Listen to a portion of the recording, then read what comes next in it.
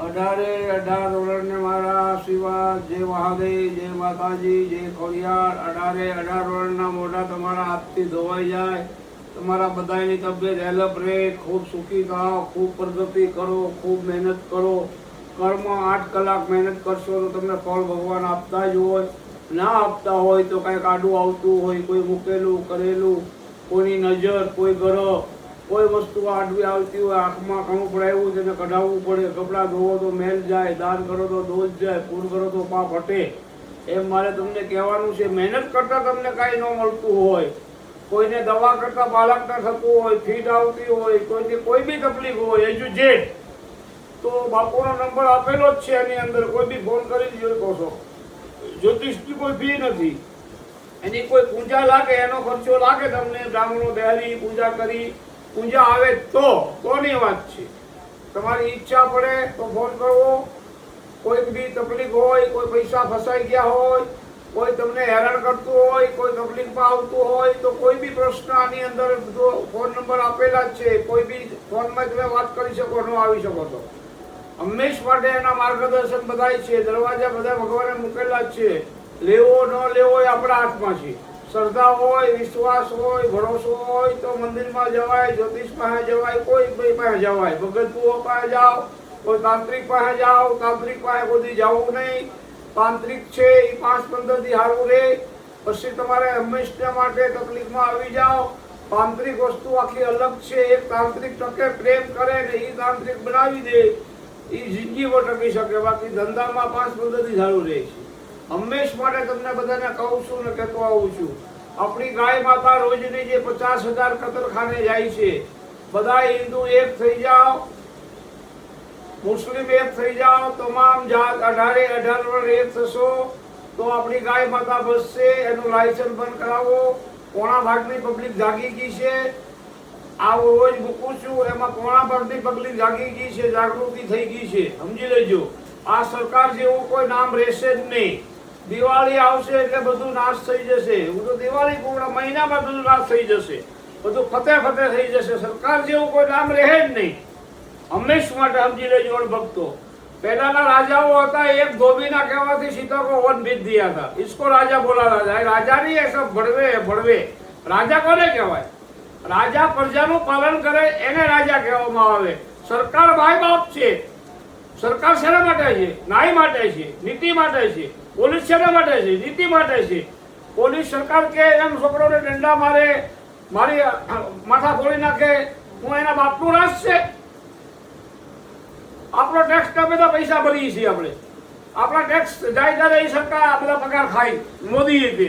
એટલે ખાસ ધ્યાન રાખજો, બધા જાગી જાઓ, એક થઈ જાઓ અને અંદરોઅંદર વાંચતા નહીં ને સરકારને હરાવો એટલે તમારો વિજય ભાવ થશે। મારો અંતરનો આશીર્વાદ છે, બધાના માટે આશીર્વાદ મોકલું છું હંમેશ માટે।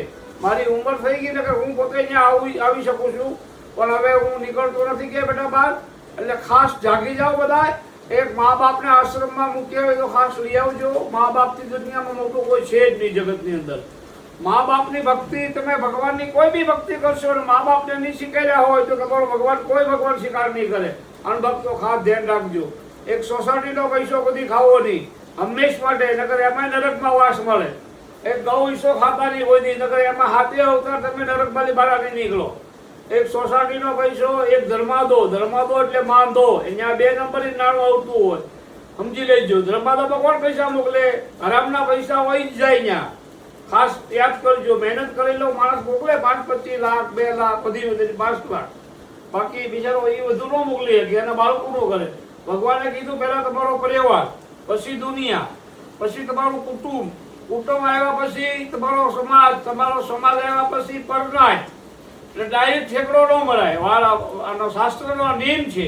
ડાયરેક્ટ ક્યાંય ઠેકડો મરાતો નથી। જોઈ વિચારી અને હાલવું, જોઈ વિચારીને બોલવું, કોણ આપણે સામે છે, કોણ સંબંધ છે, આપણે કેટલી પેઢીના સંબંધ બાંધ્યા છે, તો એ જોઈને વિચારીને હાલો તો હો વડે વાંધો ન આવે। પણ પેલા માને ખાખરો ન હોય અને 3 રૂપિયા થઈ જાય એટલે કે મારી જેવું કોઈ નહીં। આ દુનિયા છે બહુ મતલબી, સમજી લેજો। મને મારો અનુભવ છે। જેના ઘરમાં ખાવાનું નહોતું, કાંઈ હતું નહીં, મેં પૈસા આપેલા, બધી વસ્તુ બની અને અત્યારે 3 રૂપિયા થઈ ગયા એટલે વાયડા બહુ થાય, વાયડીના બહુ થાય, બહુ વાયડીના થાય. સમજી લેજો અણભક્તો.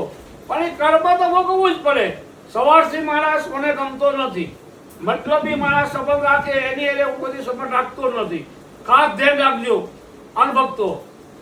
દશરથ રાજા અહીંયા 4 છોકરા પરણાવવા ગયા જનક રાજાની ત્યાં, અને 4 છોકરા પરણાવીને જાનું વળતી હતી, ઘરે આવતી હતી, તો દશરથ રાજા ની આગળ જનક રાજા બહુ રોયા, બહુ રોયા, બહુ રોયા.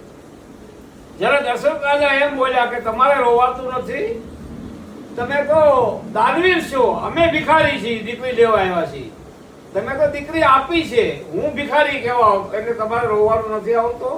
એમ કરીને દશરથ રાજા એને પીગે લઈ ગયા જનક રાજાને કે તમે કોઈ ટેન્શન નહીં લો, આ દીકરી અમારી જ છે, તમે દીકરીનું કોઈ ટેન્શન નહીં લેતા, તમે અમને દાન આપ્યું છે, હું ભિખારી છું, તમને અહીંયા દાન લેવા આવ્યો છું.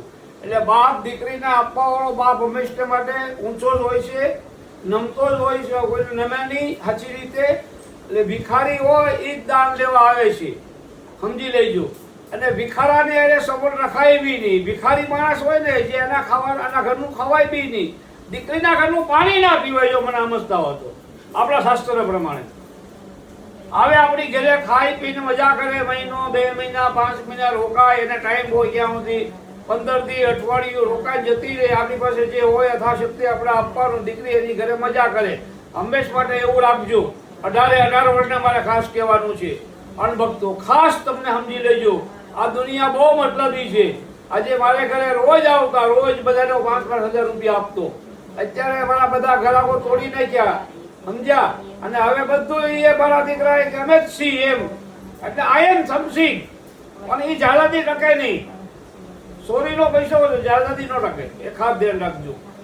એક ખાસ હંમેશા માટે તમને કહેવાનું છે કે બેન દીકરીની બધી દલાલી ખાતા નહીં, હંમેશ માટે કહું છું. અને કોઈ બી તકલીફ હોય તો એમાં નંબર આપેલો છે. અત્યારમાં હું તમને કથા આપું દશરથ રાજાની. દશરથ રાજા શિકાર કરવા ગયા, પેલા દશરથ રાજાને કાંઈ બાળક હતું નહીં, ઘણા વર્ષો બાળક ન થયું, 10 વર્ષ સુધી બાળક ન થયું. ઋષિઓને પૂછ્યું, બ્રાહ્મણોને, કે આનો રસ્તો શું? એમ કરીને ઋષિએ કીધું વિશ્વામિત્રએ એના માટે યજ્ઞ કરાવો એટલે બાળક થશે. યજ્ઞ કરાવ્યો, બ્રાહ્મણો ઋષિઓ પાસે, બ્રાહ્મણો પાસે યજ્ઞ કરાવ્યા પછી માતાજી સાક્ષાત આવ્યા, ખોનાનો ખીરનો ગળો ભરી, અને ચારે દીકરીઓને ઓમ પૂરો થયો અને ખોનાને ગળાની અંદર ખીર આપી. ચારે પત્નીને ખવડાવજે, બધી પત્નીને ખવડાવી. પછી છેલ્લે વૈજ્યું બધું આપી દીધું કૌશલ્યાને. કૌશલ્ય રામ જન્મો, સુમિત્રા અહીંયા લક્ષ્મણ શત્રુઘ્ન જન્મા, અને કઈ અહીંયા ભરત જન્મો. 4 છોકરાના જન્મ થયા. એમ કરીને ધીમે ધીમે મોટા થાય છે, હંમેશ માટે બહુ મોટા થાય, ધીમે ધીમે મોટા થાય છે.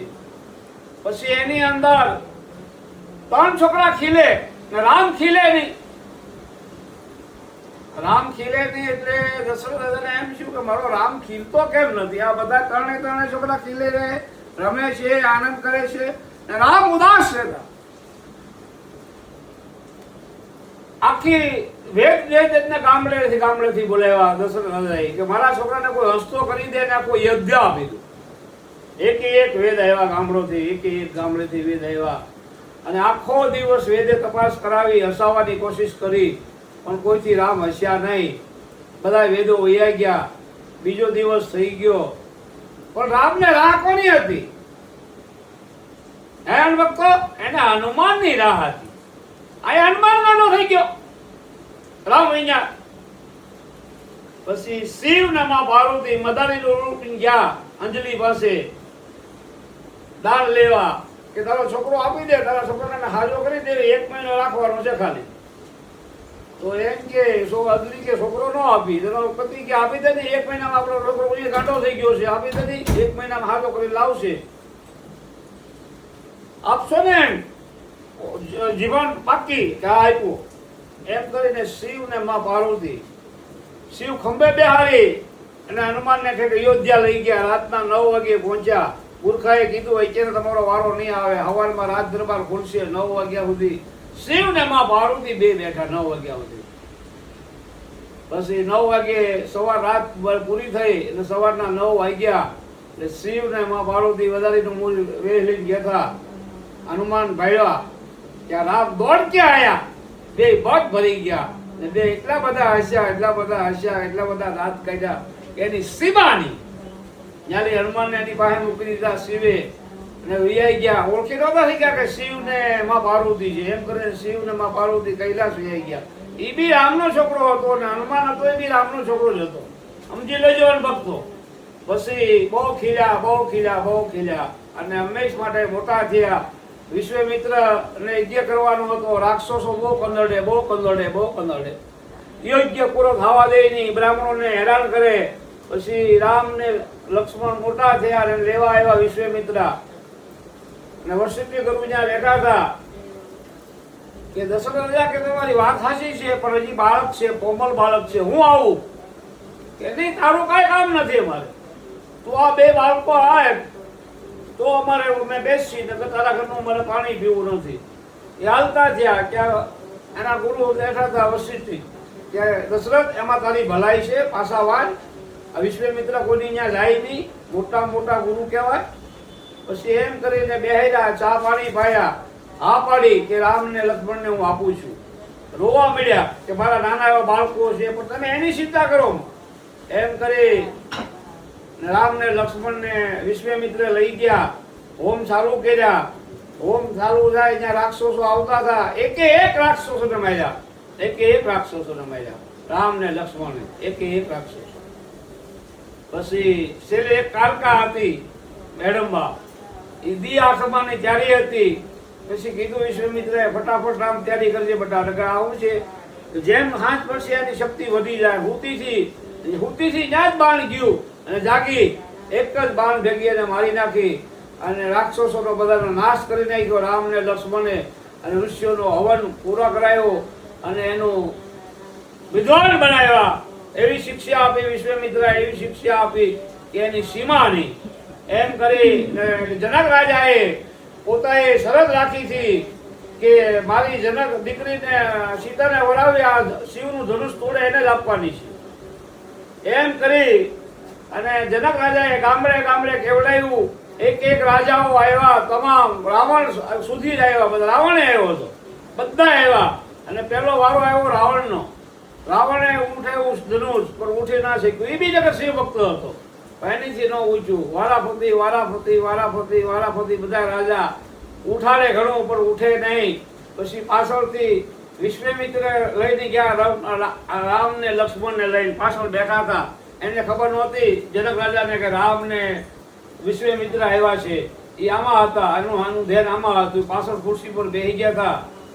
પછી 3-4 વિજયા અને કોઈનો થી ધનુષ ઊંચ્યું. પછી જનક રાજાનો ગુસ્સો ગયો, इसमें सब इजड़े बैठे, कोई मर्द है नहीं.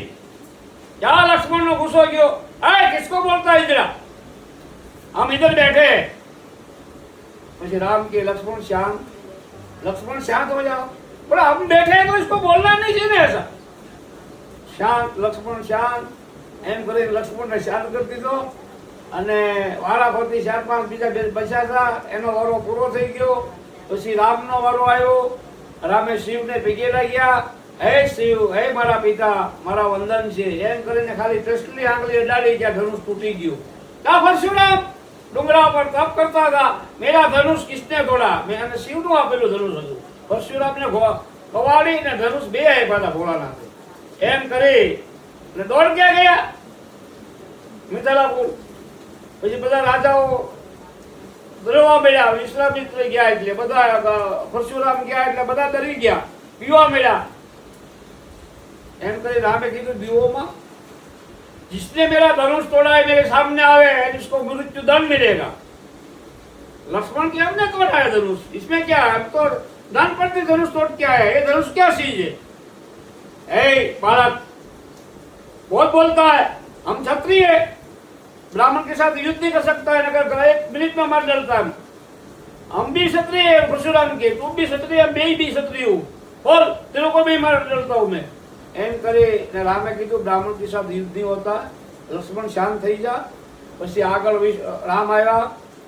રામે નમ્રતાથી વાત કરી, પ્રેમથી, કે તમારું ધનુષ કોણ તોડી શકે, તમારો દાસ હોય તોડી શકે ને. એમ કરીને પરશુરામ વર્તી ગયા કે સાક્ષાત વિષ્ણુનો અવતાર છે, રામ છે. પરશુરામ એના પગમાં પડી ગયા પરશુરામને કીધું રામને કે એક ત્રિશૂળ તોડ, બાણ છોડ, મારા ગુસ્સાને નાશ કર. એમ એનો ગુસ્સો નાશ થઈ ગયો અને બે બધ ભરી દીધી. ભગવાનને બી પરશુરામને પીકે લાગ્યા રામ, અને એનો વિજય ભવ થયો.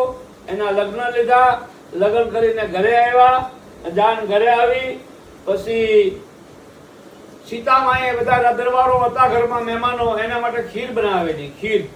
ખીર બનાવી અને જનક રાજાના હતા, દશરથ રાજાના ખીરની તલહણું પડી ગયું ખંડનું. પણ કોઈનું ધ્યાન નહીં, દશરથ રાજાનું બી ધ્યાન નહોતું, સીતામાનું એકનું ધ્યાન હતું, એકનું. પણ કે બધાની સામે કાઢવા જાવું તો બે ઇજ્જતી થશે.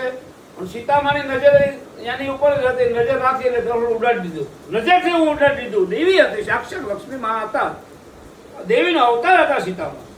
એમ કરીને બધા જમી લીધા અને સીતામાને નીચે બોલાવ્યા દશરથ રાજાએ કે હે માં, મને ખબર છે તું સાક્ષાત દેવી છો, તે ખડપાલી તલહણું ઉડાડ્યું, મારી નજર હતી તમારી ઉપર, કોઈ ઉપર દ્રષ્ટિ નહીં કરતા માં, અને દુનિયા મરી જશે.